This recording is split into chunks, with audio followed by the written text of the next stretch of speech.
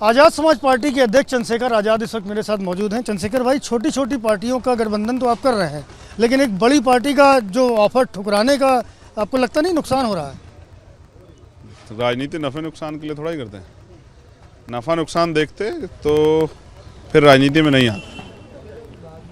अपने लोगों को इस व्यवस्था में टूटते बिखरते और बर्बाद होते देखा है, और इन्हीं नेताओं के भरोसे हम तो अब आए हैं। पहला चुनाव लड़ रहे हैं, सारे नेता यहाँ थे। आप ये बताइए 2017 में बीजेपी किसकी वजह से आई? मेरी वजह से? मैं तो नहीं था। 2017 में सब लोग यहाँ थे, क्यों नहीं रोक पाए?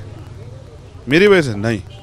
सच ये है कि मुझे एक सीख मिली कि अपनी लड़ाई अपने सहारे से लड़नी पड़ेगी। तो उन्होंने, अब हमने तय किया कि जो सीख उन्होंने दी उसके बाद हम बैसाखियों का सहारा नहीं लेंगे, अब मेहनत से आगे बढ़ेंगे। समय थोड़ा सा लग सकता है, तो अब हमें जनता के बीच में जाना है।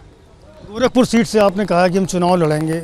सभी को पता है कि भाजपा का गढ़ है, मुख्यमंत्री योगी आदित्यनाथ चुनाव लड़ने जा रहे हैं, तो ऐसे में चर्चा ये हो रही है कि चंद्रशेखर केवल पब्लिसिटी के चक्कर में गोरखपुर से अपना नाम ऐलान कर रहे हैं। देखिए, मैं समझता हूँ कि मुख्यमंत्री तो उनको भारतीय जनता पार्टी ने बनाया, जनता ने तो उनको सिर्फ मात्र जो है MP बनाया था, विधायक भी नहीं बनाया था। लेकिन जनता ने जो 5 साल में उत्तर प्रदेश में सहा है, क्या जनता उनको माफ़ कर देगी? और वो कोई ताकतवर मुख्यमंत्री नहीं है, वो तो इतने कमज़ोर मुख्यमंत्री हैं कि उनको ये नहीं पता कि उनका मुख्य सचिव कौन हो जाएगा कल। अगर मैं उनकी जगह होता ना तो उसी दिन इस्तीफा दे देता। कौन मेरे साथ बैठ के रेगुलेट करेगा, कौन स्टेट को जो है ऑपरेट करेगा, अगर मुझे ये भी नहीं पता, ये फैसला भी वहाँ से होता, तो आप जानिए आपकी हैसियत क्या है। वो सत्ता में अहंकार में गए, अहंकार में उन्होंने एक जाति विशेष के लिए काम किया। उनके माफिया नहीं थे, वो उनके दोस्त थे, उन पर कोई कार्रवाई नहीं हुई, और तमाम लोगों के बाकी उनके घर बुलडोजर भी चले, उनके इनकाउंटर भी हुए। हजारों की संख्या में निर्दोष लोग जिनका कसूर ये था कि उन्होंने उनके खिलाफ आवाज़ उठाई, उनको जेल भेज दिया गया।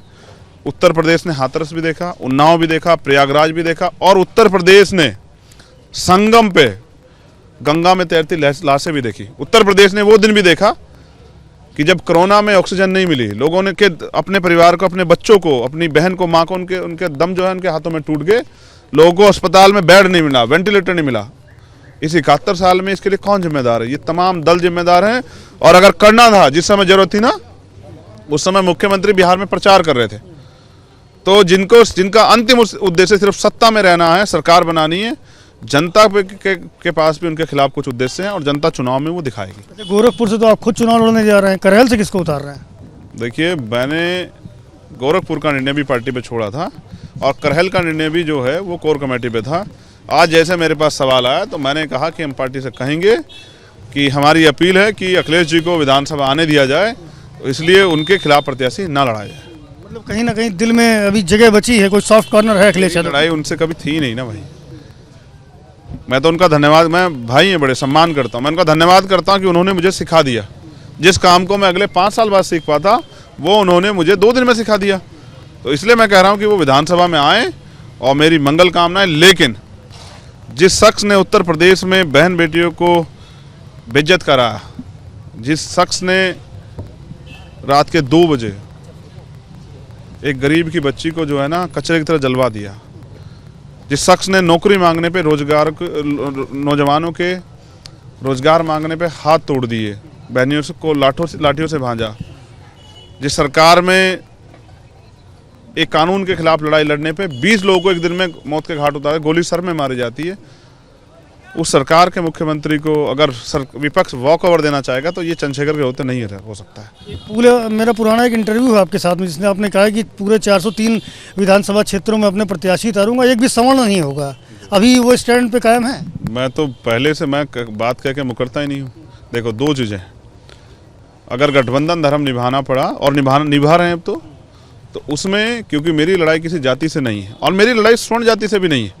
मेरी लड़ाई स्वर्ण जाति में ये है कि स्वर्ण जाति के नाम पे 1 या 2 जाति क्यों, वो जो कायस्थ समाज है, जिनका कभी इतना बड़ा नाम हुआ करता, स्वामी विवेकानंद, जिन्होंने देश का गौरव बढ़ाया, प्रधानमंत्री लाल बहादुर शास्त्री जी, आज उसको नजरअंदाज क्यों किया जा रहा है? आज उनकी हिस्सेदारी को छीन के किसी दूसरे को क्यों दी जा रही है? मैं जानना चाहता हूं कि जिस स्वर्णों के नाम पे देश के बनिए समाज को, वैसे समाज को मिला क्या है? तो अगर आप प्रतिनिधित्व उठा के देखेंगे तो वो भी हमारी तरह ठगे गए हैं। ये लोग नीचे बड़े पैमाने पे कहते हैं कि भाई पिछड़े वर्ग का जो आरक्षण है वो इसका लाभ इस जाति ने ले लिया, दलित वर्ग का आरक्षण लाभ इस जाति ने ले लिया, लेकिन ये कभी नहीं बताते कि स्वर्ण के नाम पे एक दो जाति को छोड़ के बाकी लोग ठगे गए हैं। तो मुझे उनकी भी तकलीफ है, इसलिए हमने तय किया कि राजनीतिक शक्ति अब कमज़ोर वर्ग के लोगों के हाथ में देनी है। क्योंकि काशीराम साहब कहते थे कि शेर को और बकरी को, ये जो मेरा भोला भाला सामान बकरी जैसा है, और जो शासक समाज है उसको इकट्ठे नहीं करना है, वरना जो शासक कम्युनिटी रही है वो बकरी का शिकार कर जाएगी। तो मैं समझता हूँ इसलिए वोट हमारा, राज भी हमारा होना चाहिए।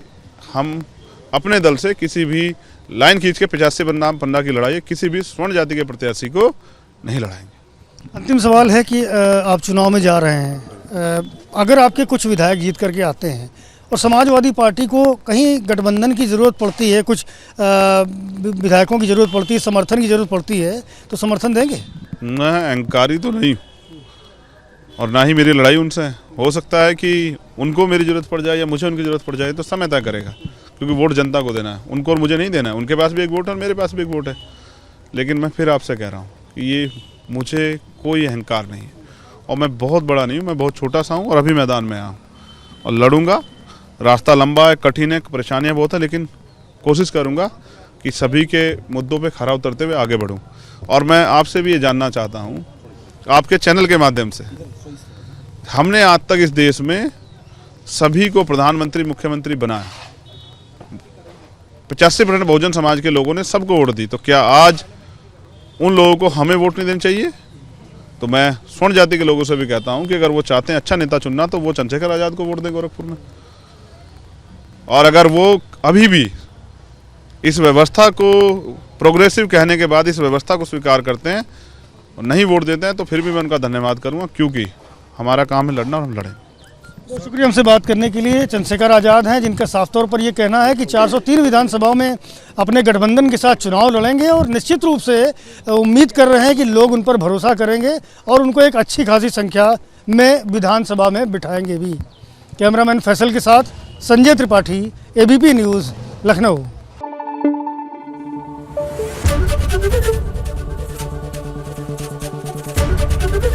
ABP न्यूज़ आपको रखे आगे।